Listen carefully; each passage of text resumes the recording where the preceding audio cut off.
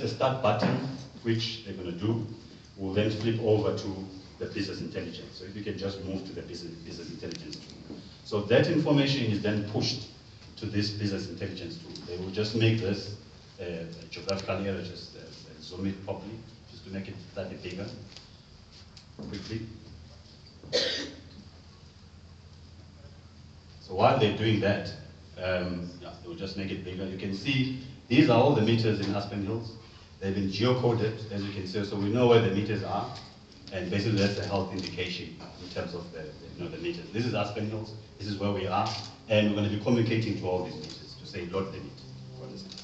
But for orientation purposes, the information that came from the planning tool is then pushed into this BI. You've got 84 meters, it will take 45 minutes to load limit, because that's what ESCOM has required.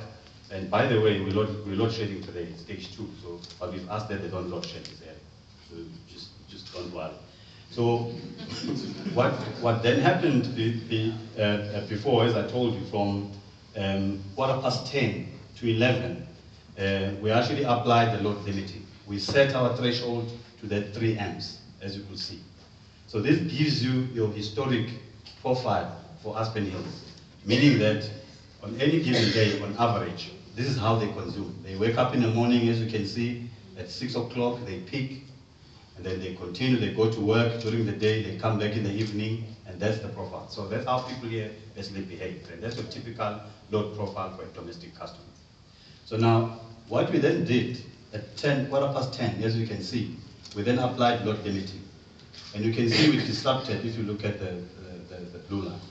We basically pushed the load to be below the 3 amps, and you can see where it's sitting, 3 amps. So that was a load limiting. So now they've actually sent another instruction at 2:15, and you're actually going to see as they read back the information that the load is going to stay below the 3 amps, as an example. So that's basically your business intelligence tool. So there's nothing happening here except getting the information back from the system.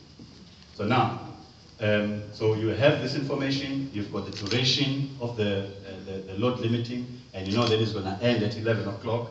In this particular case, this is going to change now to 12 as we demonstrate. And then you've got then the profile as well. That shows you the history, it shows you the threshold that you've set in terms of the load limiting, but again, it shows you how the meters have behaved in terms of what you've load limited. So you've actually received what you actually had asked for.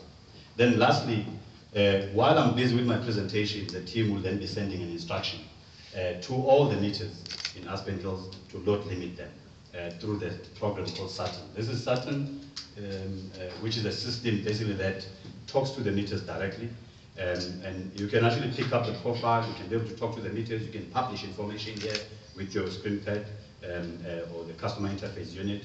So you can basically talk to the customer through this particular system and be able to engage at that particular level. If, for instance, we're going to start with the load limiting, we'll publish the SMS information, it will get into your customer interface unit, it will also get into your smartphone, and therefore you're able to react prior to the load limiting, as the executive mayor has mentioned.